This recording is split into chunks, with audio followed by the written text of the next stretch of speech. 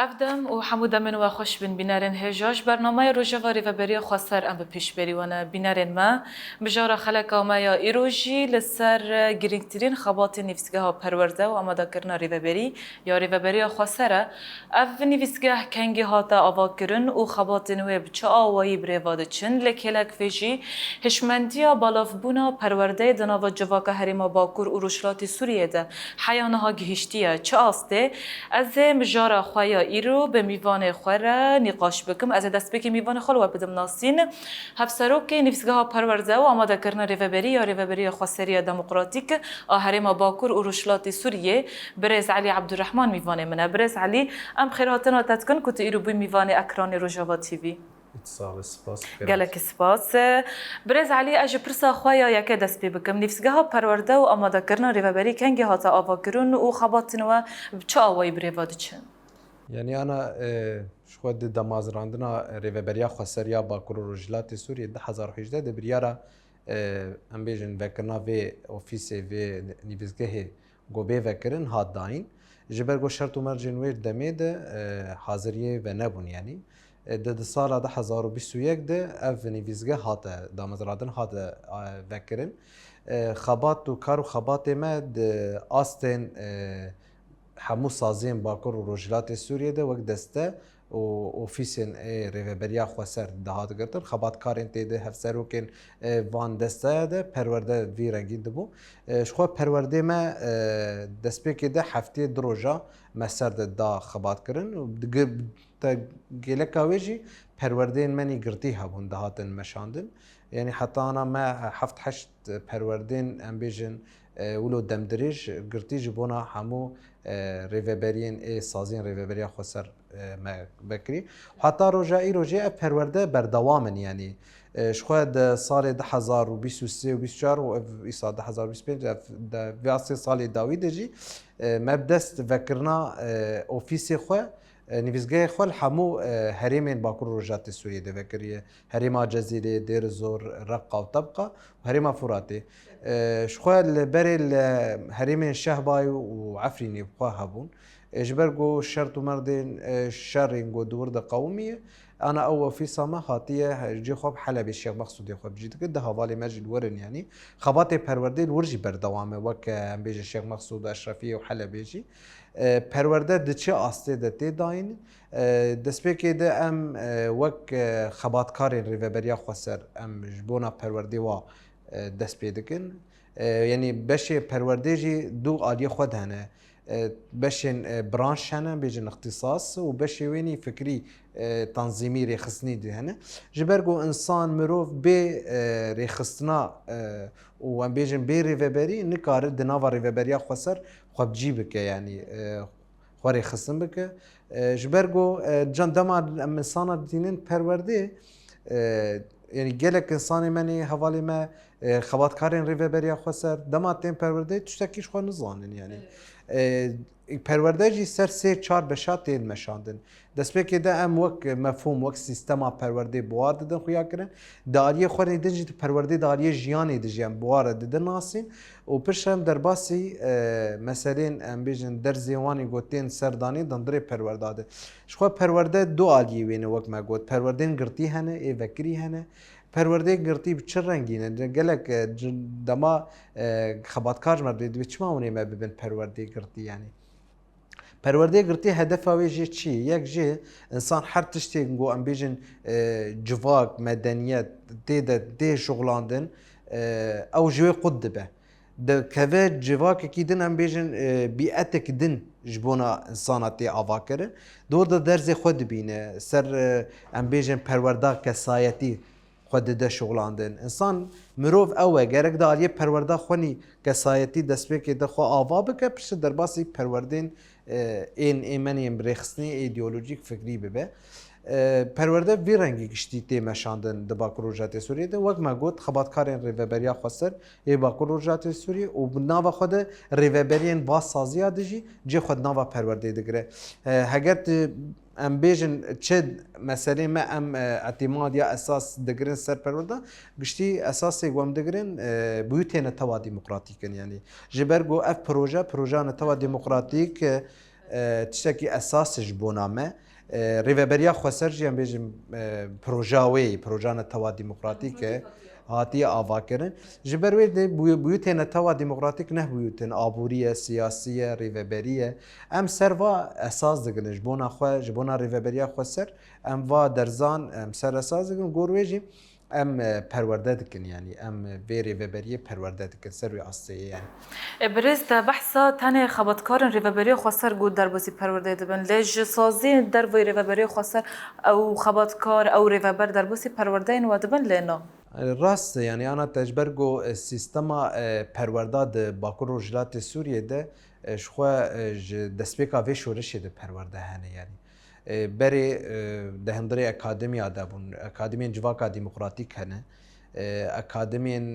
أمبيجن يري خستني نين أمبيجن جواكي پرورده دكه مثلا پرورده ما دندري كومين ومجالس هاد دبن يعني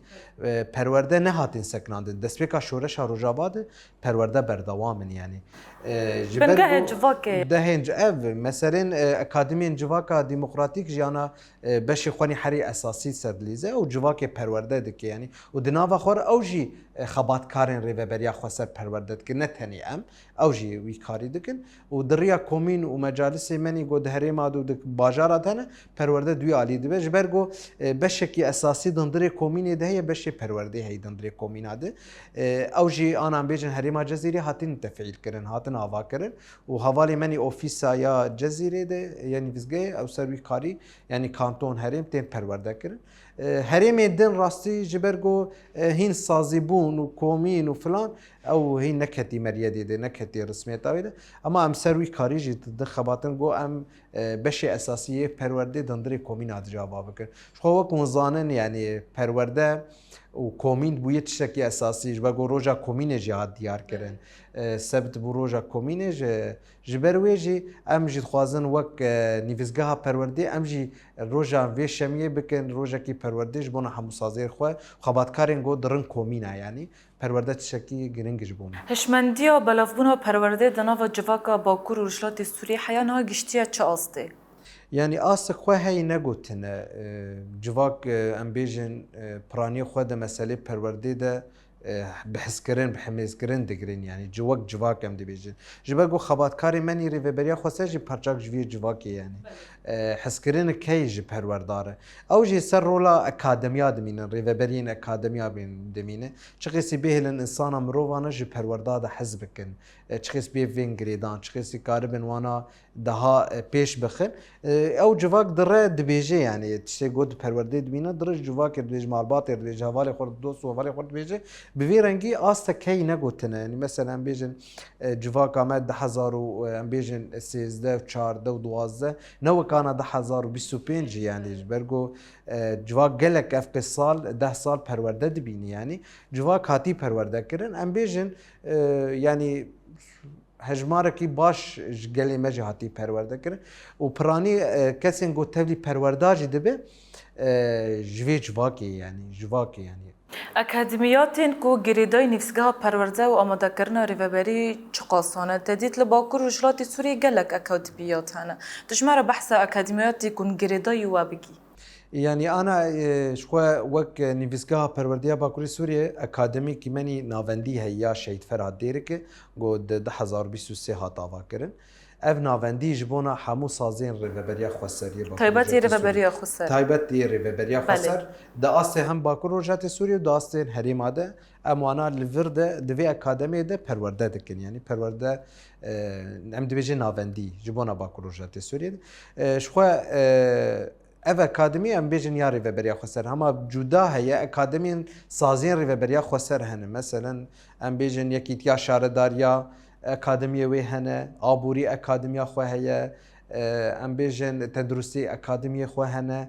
يعني نتني خباتين پرورده نيفزگاه پرورده دکه يعني حمو سازين ريفبريا خسر كسين جو اكاديمي واهنه وكي گماني سر زمان افجي كار خباتين پروردين يجبو خبات كاري خودك ميناك مثلا تندرستي اكاديمياوي هي اف كسين ام بيجن بجيش كسين جوج بسبور ببن بسبور ده خباتي خوده اف دكن ام دي بكارن بگن دس اف اكاديمي وك برانش اختصاص كاري خوده دن مشاندن جانب كيويني دجي هي كيلا كاويجي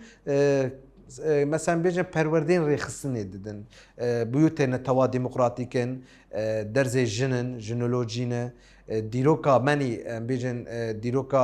ریوبریا خواسره ریوبریا خواسر کنگی هاتی آوا کرن دواد اف درزین گودندری و اکادمیا ده پرانی تی سر سکراندن حتی پروردن درزین سر کسایت سان چاوا خوا آوا بکی يعني مسألة ذهنيتية مسألة أسلوب وخطابته رخنا داين شو تشكي حري مهمة يعني ده حمو صازي مده جو حتى رجايرو سر بيامانه ورخنا داين يعني أف درزكي أساسي جبو ما بين جايك جبو حمو أكاديمية ما يعني وقت ما قلت كيلك واجي أكاديمية جواكا ديمقراطيك كان أبي جو جواكي پروردت كان حمو هري ماده أو جهنه أو جي بشكي خني رخصني براني سرد السكن يعني كيلك هوا مثلا بيجن اولو جواك اكاديميه واهنه اسايش اكاديميه واهنه قوات مني هزي عسكري اكاديميه واهنه افغور كارو خباتي خو پروردي خو دندري وا اكاديميه ده دكيني بفي رنگي ده هم جواك جيتي پرورده كرن وهم امبيجن خباتكارين ريفبريا خوسرجي تين پرورده كرن مثلا قالك خباتكاري ما هنه سازي خو ددن گوهرتني مثلا بشي عسكري تين بشي جواكي دورده هم برسا يكم جي دكن ديجي حتى پرورده ديتي نديتي هگر ندیتی به موادر باسی پروردن آسته یکم دبینش خود پرورده سرسی آستانه آستا یکم پرورده دماوی ام بیج 25 روز حتی مهکیه آستا دویمین دو مهن دمیوا آسا سیمی سیمه هو بجورده يعني شخو وك سيستم انا د باكر وجات سوريا ده يعني ام وك رخصن وك سيستم پروردن قادن ام بیجن کادرین سیستمی کادرین کجکی تی آواکرن او جی اکادمی جواکا ديمقراطيك بی کاری وراد بن شتن سیقاوا هن يعني ام بهفر علی کارن يعني دوی علی ده يعني ريفبريا خسر خبات كارن ريفبريا بري گو تفدي ناوا کار ببن پرسایه کم جواد به پرورده دیتنه ندیتنه چنازكن سر ريفبريا خسر گوره ام نیز بن يعني انا پرانی ريفبريا خسر بيجي خبات كاري و حتى اسكي پرورده دیتنه يعني پرورده دو دوسه طيب كيلا كاويجه پرورده مني ام بيجن پرورده خسر جي هنه يعني بال بکشین سروی یعنی گلک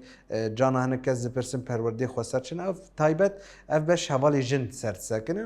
ریخصنا جن سرد سکنه و خباتکارین جبونا چه پرورده کرنا حوالی جن دناواری و بریا خسر او علی ده سرد خبات کنن يعني. برز علي کسین کو در باسی پرورده دبن و پشت را درد کن حیانی چه آسته جوی پرورده سود ورگرتنه یعنی نرخانتن و هنه یاننا يعني أنا دندري پرورده شو نقاشين كسايتي بوارتي شكرن يعني بوارتي أفكرن بير دندري جياني دم بوا هوالار بوا كسيد ناوا پرورده ده تيكليه مهنه يعني تاني پرورده ام نوك درزاين ددن يعني پرورده عليه جياني جيانه جان هنك انسان مثلا خودي باورنامه خودي شاهدانه استك واحد ناوا جواكي ده اما دما تفلي پرورده ده داليه جياني ده نهاتي پرورده كر او ام سروي عالي ده ددن الشغلان ده مثلا جان هنك کس تین پرورده تشکی نزانه جیان خود تشکی فهم نکنه برگو سیستم دولت کی او قصی هاتبو آواکرن میجی ما دابو گوهرت میجی ویج واکی مثلا تبخوینه مزن بخوینه زانگه هکی خلاص که پشتی مالکش خوره وکه او قصه يعني جواکه اولو پرورده کربو يعني ادما تین پرورده مد بینن مثلا حمو رنگ بهور كوم دبن 25 روزا بهفرد مينن جي حمو هريمانش حمو زمان انا توان جي خود ناف هفرد كرو بهفرد ددن جيان كرن ورده پیشکتن گوهرتن چه دبه کیمانی خو نازکه و کسایتی کیمانی خو نازکه داری خبات کیمانی وینا چه بنت ناز کرن جبرگو پرورده وک ما گو د پرچنن دو دارینه آلین تنظیمی رخصنیه و آلی اداری هي ام هر دو جانبا هر دو آلیات ددن يعني دندري پرورده يعني هگر سیستم ناس نکه و اگر داری خونی رخصنی تمام بو آلیه ریوبری کیمانی هبه نکار کار بکه يعني هر دو آلیه هفدو گرید ده جبر ويده انسان گوتين پرورده انسان يعني بچاوام بيجن ام سروه آلی ده کار دکن آلیه وینی جیانی يعني پرورده جیانی دهلن انسان باش پیش کبه حتی آسک يعني دي او الانسان بدگر وی حوالی گوت تبدی وی پرورده ده يعني لوی ور المرو بدگر مثلا قالك انسان بشيج پرورده درد کبه دي هر تشي گو گرتیش بیر دکه ev jî dibikê manî yani mesela gerek hevalên xebatkarên got tevlî perwerda bibe perwerda xelas kir jî pişe xwe ber yani ew perwerda kesayetî nesekin yani ji ber ku perwerda tiştekî muhim e di jiyana insana jiyana mirova çawa insan ji bo pêndiviyê jiyanê xwarin av hewayê lê digere di nava vê jiyanê de perwerde jî tiştekî muhim e ji bona mirova gerek her kesê me Bakur Rojhilatê Sûriyê bo her kesî yani eger îro ez bê perwerde bim ez nikam di vê jiyanê de berdewam bikim yani gerek me re xwe bi rojane perwerde bikim perwerde tiştekî muhim e ji bona mirova ji ber wê de ew li insan vedgere wî şexsî vedgere dema pişî perwerde û kare xwe pêş xêyan gelek xebatkar jî hene yani ev jî bi me re derbas bûne dema tên perwerdê di perwerdê de tamamen rewşêwa tamam e ama pişî perwerdê derdikeve tê guhertin yani heger guhertinî wî ne baş be ji xwe ew karê xwe baş di cana hinek insan xweşbîr dike ji xwe dibe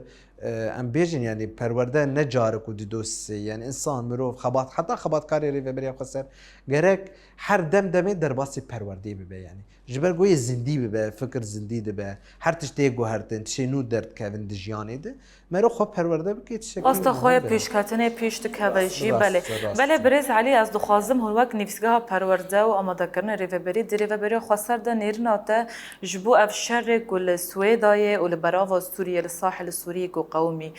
piştî ev şerê ku çêbûdê belavbûna hişmendiya perwerdê di nava civaka wan de çawa be ye ez dixwazim nêrina te ji bo vê yekê bigirim Yani ana ji xwe hîn em neçûne Swêdayê û em neçûne em bêjin sahil ew civak rastî biştî va şera de gewestiyan biştî va şera û ev komkojiyê got serê wa dihatin pêwîst e got ev civak bê rêxistin kirin bê perwerde kirin hinek em bêje pîvanê jiyanê ji bona wa bê xuya kirin yani yani em hewl didin cana de em bêjin em hinek kesê me hene yani xevalê me hene em bar têkiliya dikin civakekî rastî yani ji xwe di vê demê dawî de hev ket yani ev civak pêwîst e di vayê demê de yani perwerde bê perwerde kirin yani ev jî gor derfetên rêveberiya xwe ser yani heger bi demên pêş de تنسيقك نقبا ما ام بيجن تيكرين نابرا ما وحكومتا يا دمك يا انا اقول شامي جي خب جي دغري هاجر تشك شي بي ام وير حاضرن جبرغو خباتي نيفزغا پروردي نتني بو باكور رجلات سوريا جبونا حمو سوريا يعني جبرغو تشين غوتي ددن برانشن اختصاصن تشين ادارين رخصنين ووقت ما قلت يعني جبونا سوريا كي نافنديه يعني جبونا سوريا كي ديمقراطيك وبروجا ريفبريا خسر او يعني جبونا باكور سوري هم جبو سوريا گشتي يعني ام بهيفينه ام وان باجار گوتاني سر زمان ام پرورده بكن يعني نتنه جبونا سويدا والساحل جبو حمو هريمن سوريا يعني شام حمص حلب هركس پرورده تشكي مهمه يعني شو وك بكي ون شوبين حكومتا يا دمكيه شامي دسته خوني پرورده وكرنه واجي يعني ام جيت شوبينن تشتكي خباتن جو او دكن هي نكتن براتيكي ده تاني سرقي راق هاندني خو بلادكن انه ام خوات آوادكن اما اف تجربه دسبيكا شورش روجاواد ام في خباتي پرورده دمشينين يعني تجربات ما تشي بويه يعني حتى استا كده ام كاربن خبات كاري خو پرورده بكن يعني يعني جبرغو رولا ما اف تشتكي مهمه يعني ايرو تسازي افاكرن و تپرورده نک او سازی تکوریا شارج جف دکه يعني تشتكي حري مهمه جو پرورده و نيفزگاه پرورده ده همون سازی رببریا خسر به يعني وانا امجي وقت نيفزگاه سروي عالی دل شغلات يعني گرک همون سازی نه داری پرورده نه خو پرورده بکه جبر جو راسي دم او تخسن هگر اما انا دبي وقتي دخو پرورده نکن امی خوون دابکن امی هرن يعني گرک ام زانه بالگور ده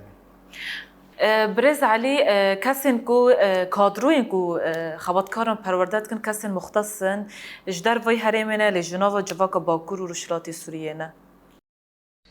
يعني راستي وقت نفسها پرورده یا باكور ورشلاتي سوريا ده ام كادروي خوش حوالي خوني گوري وبرين سازين باكور ورشلاتي سوريا دگرد دست اف کس دنگو پروردین دیدن خباتکارن منی ری و بریا خسر شخو پروردین هگر برانش به او تکیه ما به هنی کسی نجدر ورجه هد بن چکرن یعنی او دریا انترنت در برنامج زوم هنه گرک برنامه هنه دریا انترنت در ام پروردن ددن مشاندر نگو نای مشاندر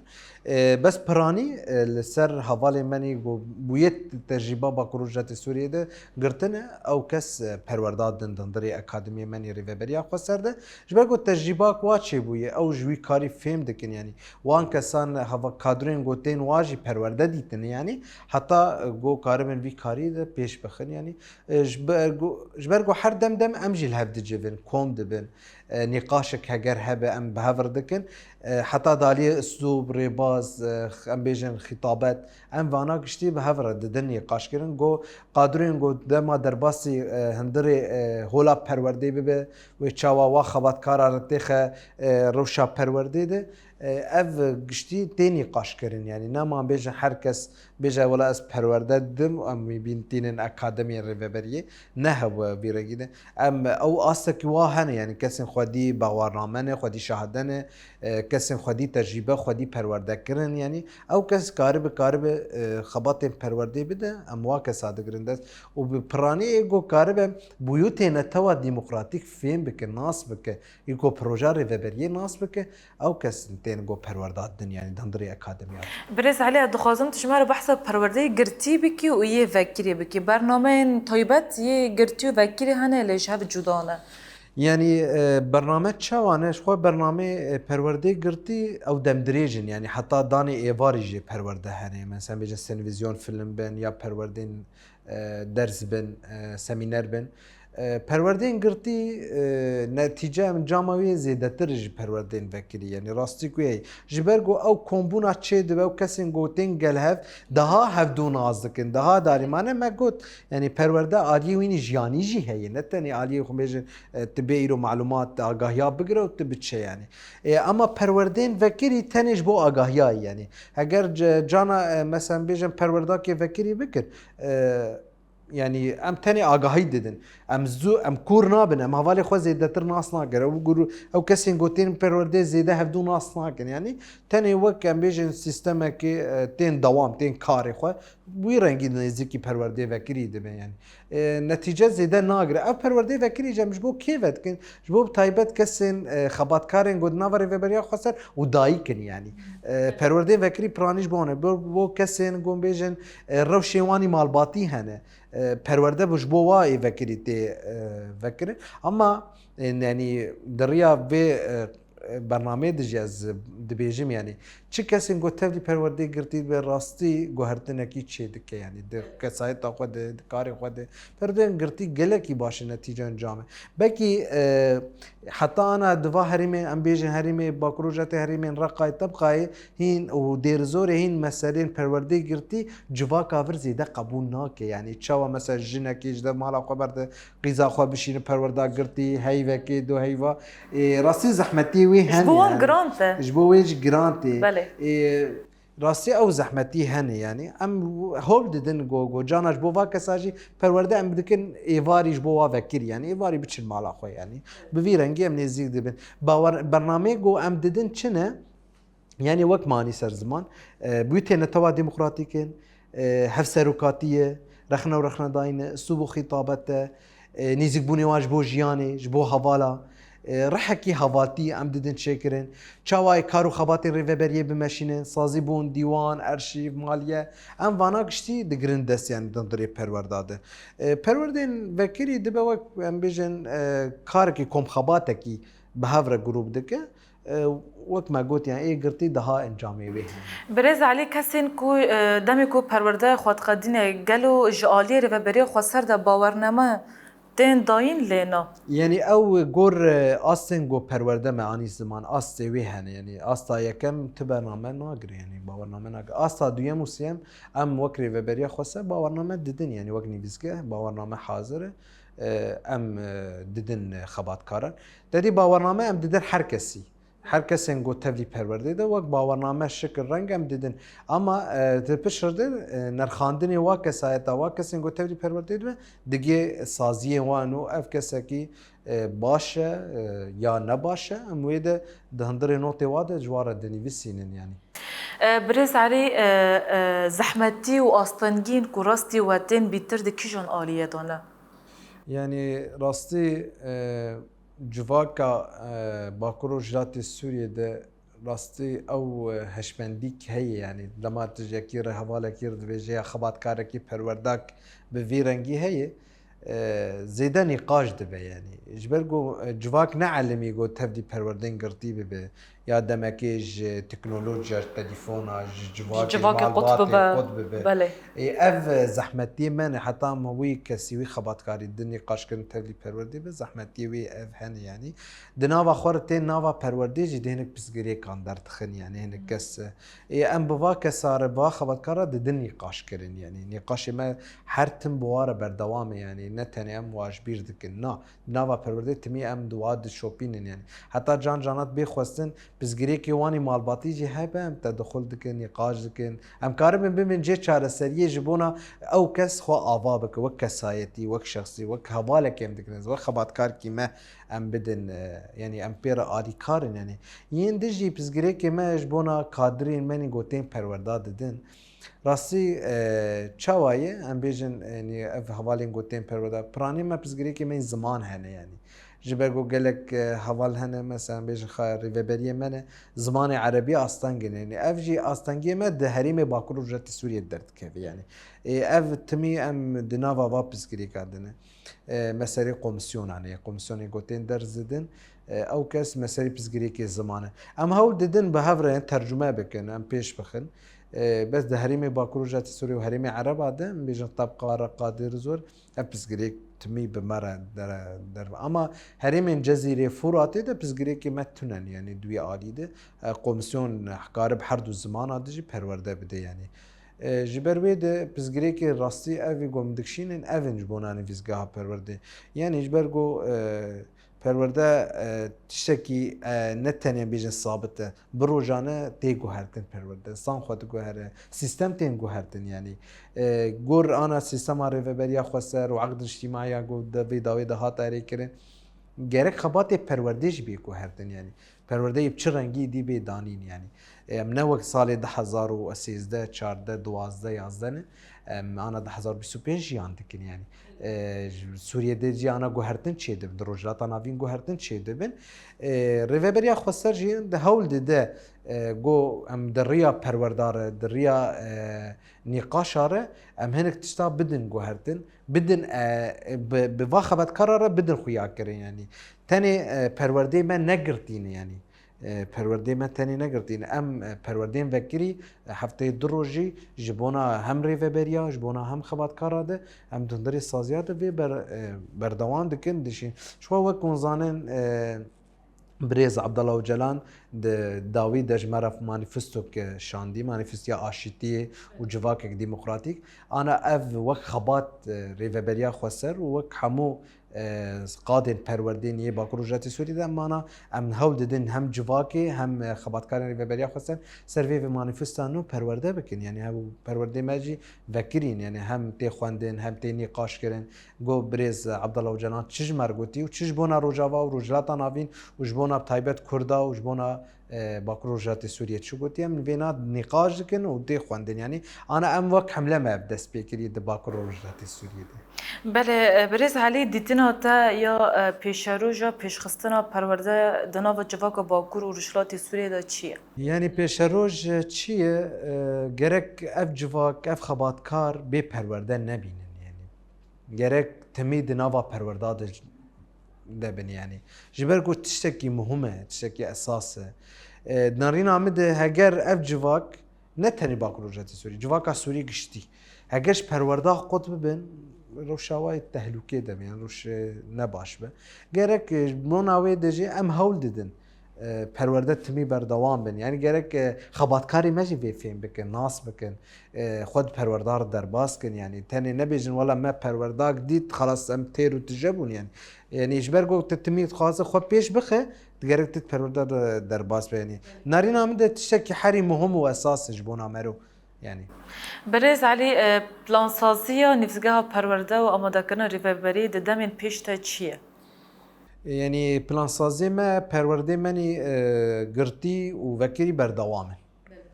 يعني پرورده من دالیه برانش اختصاص امور اداری ده او جهنه يعني انا برنامه چی هم دخوازن پروردن جبونا خو بری انا ما خباتکارین شهرداریار ده پروردار در باس کر جبه گو سیستما شهرداریار ده جهات گوهردن مثلا سازی بون ام بیجن دسته بو یکیتین شهرداریا همو خباتکارین شهرداریار ده پروردار در باس بونه انا ما ام يعني ام پروژه مچنه ام پروردن جبونا راکاندنه جبونا ام بیجن دکتور ام بیجن کسی پسپوری دندری زانیگه روجاوا دانم حاضری دکن گو اوجی د پروردان در باس به و د کیلکاوی د اکادمیه گو ما دسپیکی گو اکادمیه تندرستیه آبوریه گوروی پرورده بردوام دوانه اکادمی حاسایش مثلا قوت هزی عسکری اف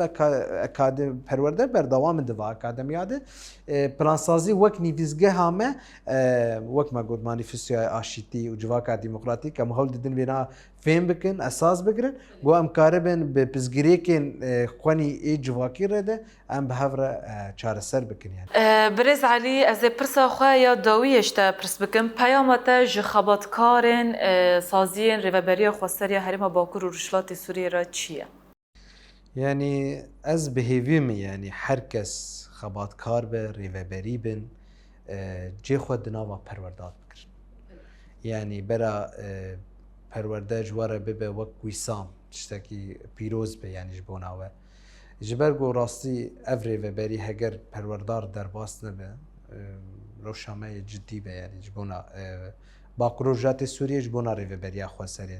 يعني پیام اوه گو هر کس تفلی پروردا ببه گرک هگر تفلی پروردانه به بخوینه نقاش بکه نیکولین بکه خواه پرورده بکه اما همه خواه پیش بخه و تفلی پرورده برانشی به اختصاص به تنی نبیجم ما پرورده ایدئولوژیک تنظیمی رخصنی فکری گرتیه گرک کیلکای ری و بریج بکرد دست تفلی پرورده در ببه پرورده دم دریش گو کاری به وی ریوبری پیش بخه وی سازیا گوتیت کار بکه پیش بخه وی جواک بون دادی دناوا سازیا دجی او رحک هی رحی هواتیه هی اگر ازیرو نه پرورده کریم و اتشکی جیان فهم نک من ذکر وی ریوبری یا وی سازی ده بجی بخه گلک انسانی مهن امروی مهن وی ازازیت انانیتی دجی پیش دخن تنی تین خبات خو وک موظف وک خبات کار کی سیستم ذهنیت او هشمندی هی يعني ورم حشت حتى سي بشردي استكاري ناكم يعني او قدي يعني او دببز جريك يعني از يعني بيام او جرك بشي كاري خوش ده بخوينه ناس بك نقاش بك جقادي پرورده در نكم خود مي پرورده بك يعني افش بونا خباتکارین ریوبریا خسر از بیجم بو ریوبریا از بیجم اما بو گلی مج گرک به باش بیناس کرین گلی با پروژه سوریه ده گرک تمید او جد ناوا پرورده ده دریا کومیناره جبر گو وکانا گو نامه گو وی داوی ده هات جبومه او بیجن بریارا گو ریوبریا خسر دا روجا شمیه بو روجا کومینا گرک گلی مج هر شمی جه خود کومینات بگیره یعنی تشتکی اساسش بو نامه کومین او پینگاه وی جواکی یعنی ایرو گرک همو خباتکار جی و همو جواک آمنی با پروژه سوریه وی روژه ده زیارتا کومینی خو بکن جبرگو دندری کومین اده چما مقا کومینانی سر زمان جبرگو کومین ده بش یقی خونی پرورده جی هی مثلا هر کومینک بش یه پرورده هی او بش کارب وی جواک هریما وی کومین ده پرورده ده بکه یعنی جواک دوی عالی ده کارب پرورده کرن و خوش پرورده قط نکن یعنی برز علي ام جالك سباسياتات كن كنت يرو بوي ميفانه ما بینرن هجا بینرن ما به وی آوایی ام دکیجن داویا خلق خوایا ایرو حیانی مجارک دیتر لبندا مبن بیمرن دنا و خیر و خشیه دست لاو رزدن باش